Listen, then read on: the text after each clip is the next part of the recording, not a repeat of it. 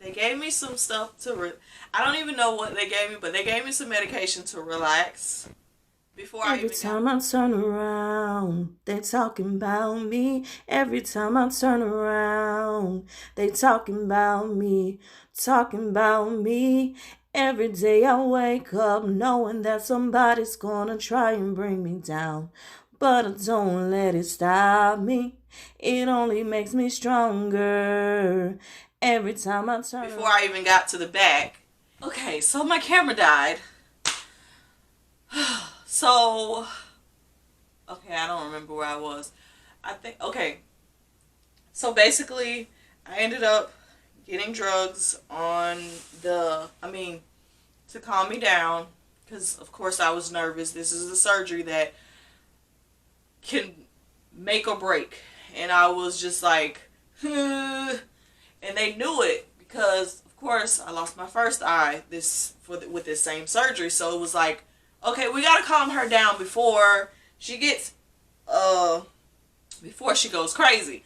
So they gave me some calming medicine, and I remember my friend and my daughter again. She had my daughter this time again, and it was just like, oh my goodness, I don't know what to do. I was just so scared and went in. Actually, I got part mixed up. The first surgery, I didn't see the man that was trying to see if I can count fingers. They did it. I don't. They didn't do it that first time. It was the second time when I came out. He had tried to see if I could see him, or see how many fingers it was. Ooh, excuse me, basically. And so it was just like, oh my goodness. I didn't remember getting wheeled in the operating room at all. And then when I came out, this time around, I was even more like sluggish. I actually, what's crazy is I was even more sluggish this time because I did not fully come down off of the high from last time, so it kind of built up onto it. And I don't know how to explain that, but it kind of sounds crazy, but it's true. I literally kind of still felt some of the anesthesia from the last time, and it was just like, whoa. So this time around, all the stuff that they were telling me that could have happened the last time with the anesthesia, with the what is it called? The tube that they put down your throat to help you breathe when you're waking up. I felt all of that this time around. I literally so I was so high this time to the point where I literally just start yelling, "It's something in my throat! It's something in my throat and it's moving! It's hanging!" And I'm just like, oh my God. And the fact that I remember it is funny because most people don't remember everything that they say and do when they're coming off of anesthesia. But your girl remembered it all. And I don't remember a lot of stuff. But it was so funny to the point where my aunt thought it was funny to joke with me and tell me I was gonna swallow whatever was in my throat. I was literally saying my uvula's coming off. My aunt literally, I was like, what if they chopped it? What if they cut it and it's hanging? She literally told me I was gonna swallow it. She literally told me it was gonna fall out. I was coughing. She told me I was gonna cough it out. My aunt, my aunt is something evil.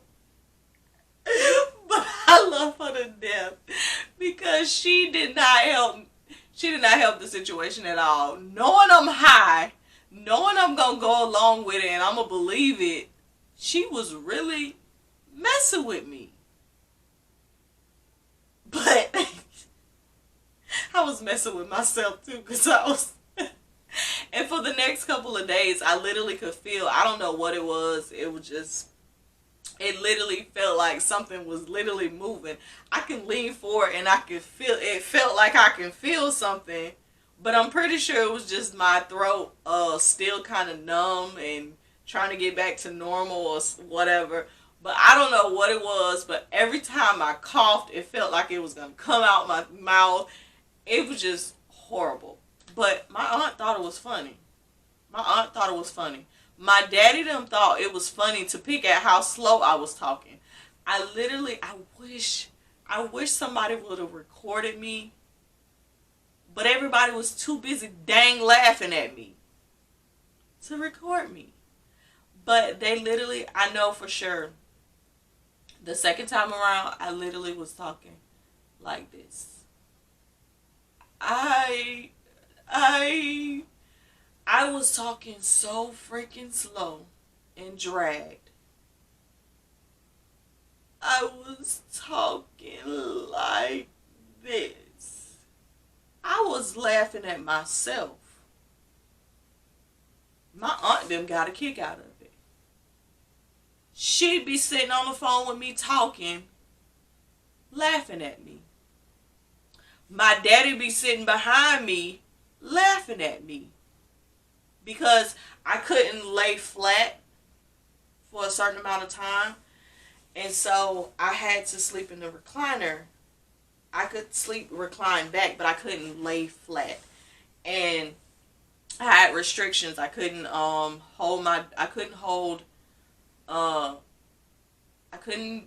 over 5 pounds. So that meant holding my baby was out. Because she was about 15.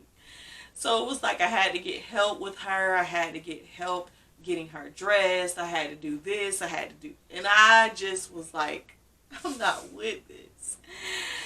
But I got through it. What I went through was very hard. It was very hard. And then on top of that, after the 2 surgeries, I still had to get a whole nother procedure the next week because my pressure went back up. So I had a shunt in my eye, a stent or whatever it's called, in my eye, blocking, like they had put slits in the tubes and had the actual tube cut off to where it couldn't just flow out fast. And because the pressure was still high, they had to end up cutting that out, releasing pressure in my eye, and oh my gosh, I literally was scared. I didn't know what to do. I didn't know what to think. My cousin had me scared because the same procedure that I had to get done was literally the same procedure that took my grandfather's eye. And it was the needle procedure or whatever. Basically releasing the pressure, the fluid in your eye or whatever. Oh my God, I was so scared. I was so scared. When he first did, he had to pull a stitch to loosen it up a little bit. And then he had to stick my eye like in part of the stitch or the part that was still a little bit open. Oh my gosh. Your girl literally jumped back the first time. Literally jumped back. They had to hold me the second time. They had to get a whole new needle and they had to hold me. Literally scared me for a minute because it hurted like hell. Then he cut the stent, took that out, did the needle or whatever. And at one point, I don't even remember what he did, but literally everything went black. my heart dropped to my toes. My heart literally dropped to my toes. So I already knew what it was. I was like, oh gosh, I don't got my sight. It's gone. It's gone. It's gone. I literally was like, it's gone. But as soon as he did something else, that jump came right back. I was like, oh, thank you, Jesus. Thank you, Jesus. Thank you, Jesus. I was scared. I'm sorry, I was scared. But anyways, that was just like, oh my God. So now, because of all the stuff that I had going on, I actually lost a little bit. Now I can't see like wording. Like if I try to read something, I can see clear as day now. Pretty much. But if I try to like read words on a piece of paper, it has to be pretty big, or I have to have my phone. I use my phone as a magnifier, by the way. Don't know why, but I just started doing it a while back, and it just helps sometimes. So now it's like the wording on my phone, like when I look at the screen, it's kind of blurry. Or let's see, I don't know how to explain it. Okay, I can show my apps. Like my apps, I have to literally look really close. I have to look closer than I did before. On top of that, I have to use a magnifier feature on my phone to blow things up to be able to see it a little better. And then when I look at paperwork, it's kind of hard for me to read like the wording on the paper. So like I said, it has to be either blown up, even bigger, or I have to use a magnifier. And it's kind of hard now because I didn't have to do that before. But now I just kind of have to adjust to it until I get back to the doctor. All this, you know what, been going around, so I've been scared to go to the doctor. So it's like, and our eye clinic is like, everybody come from every which way. So you know you got people from here, there, over there. No, no thank you. Too much. You got people coming from everywhere going to the eye clinic. Shan's eye clinic here. So it's just like, I ain't got time to be going to no doctor and getting sick. Because I'm already sickly. I'm not trying to get sick. So I have literally been trying to stay away from the doctor. Literally. So whenever I do get back to the doctors, I do want to try to see about getting either, I'm kind of scared of contacts, to be honest, but if it'll work, if I can get it down packed, I'd be way more comfortable with a contact because I would only need one. But if I get glasses, I only need one, so I would be wearing basically just a non-medicated lens and a medicated lens. So either way, it's like I don't know what to do but either way, I'm gonna ask for something to help a little bit more than what I have now because it kind of inconveniences me to have to always carry. I mean, I don't not carry my phone, but like pretty much have to use the phone camera as a magnifier. And I don't have the money to buy a magnifier. None of that. I mean, I'm pretty sure the insurance will pay for it, but like I said, I need to go to the doctor so I can get a prescription and all this stuff. So I'm hoping I can get something done to where it'll help me out a lot more, to where it'll be easier for me to read stuff because your girl is struggling. Your girl is struggling bad. But I'm getting through it. I'm working with what I got right now. But with that being said, that is the story of how I lost my sight and gained it back with the grace of God. So, I was going to put a apology message in this video, but I'm pretty sure this video is pretty long, so I'm going to do another video with an apology, because there's a lot of people that I've was supposed to do collabs with, and a lot of companies that I was supposed to do collabs with, and I got my products but I didn't do a video, or I got my products, I did a video and didn't edit and upload it, because I literally I was going to get back to doing videos, but then my vision started going, so it was just like, I can't see, so I can't edit. And it's kind of hard for me to edit now because I need a magnifier or whatever. But I'm still going to try to figure it out. My vision is a little better, so I can actually see the screen, versus before I couldn't even see the screen. So I can see the screen enough to use my other device as a magnifier and try to work it that way.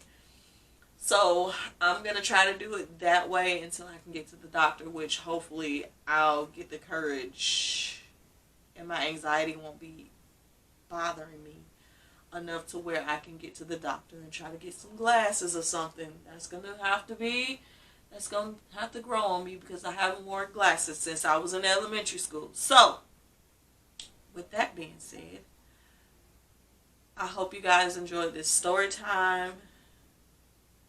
Please, please, please have faith. Have faith. Because once I did not say anything about that. This is the crazy part. How did I forget to say this? Okay, one more thing before I go. So basically, the way that I decided whether or not I was going to get my second surgery, because they were giving me the time to actually say whether or not I wanted the surgery or not. They insisted I get it, but that they can't do it unless I agree. So basically what happened was, I literally cried. I cried again, of course. I called my aunt. I called my dad. They both kind of talked me. Oh, excuse me. It's kind of late. My dad, he couldn't give me a yes or a no, because he kind of felt bad because he made the decision the first time with my right eye.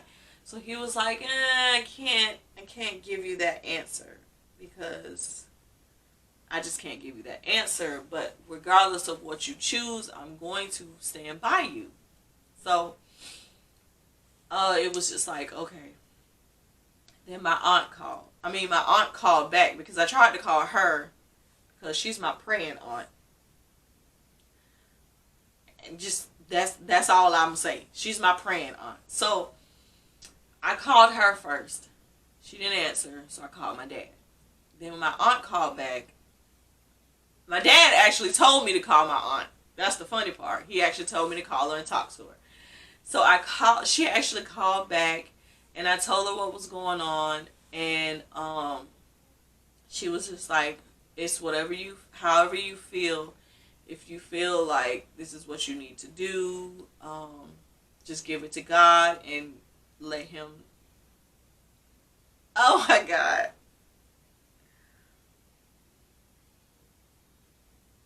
Okay, I'm sorry. Getting emotional again. But basically she was like, just give it to God and you'll be okay. Stop stressing, stop thinking about it, just give it to God, and after you give it to Him, let it go. Literally, the doctor came in and he was like, we're going to try to see if we can get you in. If you want to do it, let us know. Blah, blah, blah. So, when I got off the phone with my aunt, I literally said, I give it to you, Lord. Threw my hand up in the air. And then, right after that, the clinic called. Oh, well, we scheduled you in for blah, blah, blah. We could schedule it in for tomorrow, such and such time. I was like, okay. Doctor came back in. Oh, they should be calling you by the end of the day to let you know a time. They didn't even know they had already called. And at that point, I knew that it was meant. It was meant to just go ahead and do it, because they didn't know they even called. He came in and he was like, they should be calling you by the end of the day to let you know what time to come in tomorrow. I was like, they just called. He was like, they did? And I was like, yeah, they just called. And I was like, okay. So I'm guessing that's my sign to go ahead and do it, because literally he had just walked out and I hadn't even given him an answer yet. And like I said, I was like, I give it to you, Lord. And I threw my hands up. Right after that, put my hand down, phone started ringing. Right after I got off the phone, the doctor comes back in, and it's like, wow. And after that, I was able to laugh. I was able to joke. And I wasn't crying. I stopped crying. I was laughing. At first, I was not in the laughing mood at all. Let's just put it that way. I wasn't in the laughing mood at all. But after that, it was just like I was able to laugh. I was able to joke. And the doctor saw the difference, and he was like, I'm glad you're laughing. I'm glad you're able to smile. And after that, I was like, okay. I'm going to tell people what's going on, but I'm not even going to worry about it. And after that, I'm here with my sight still. I lost a little, but I still got some sight. So at the end of the day, I gave it to God and let him handle it, and he handled it. So I'm just like so emotional about this whole situation still, because I'm not deep into the Bible. I'm not into the church like that, but I am religious. I do believe very much so. I'm very much a spiritual person, but I'm not deep into the Bible. I'm not deep into the church like most people think you should be, but I am very spiritual, and I do believe. I'm going to always believe. And this is one of those times where he showed me,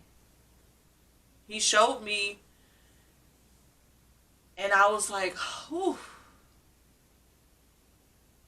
I was just a load off, and I was just like, wow.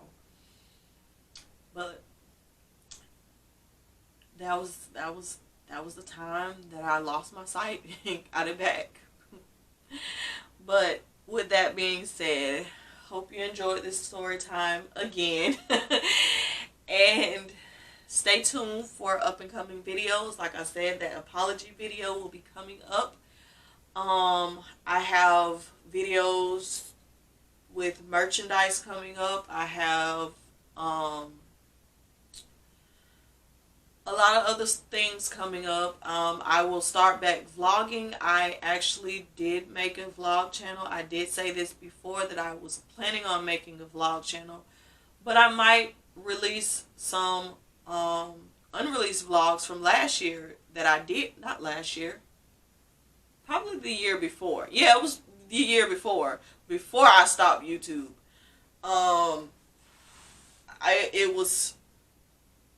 It was some unreleased videos that I still have that are actually uploaded, just not out to the public. So I probably will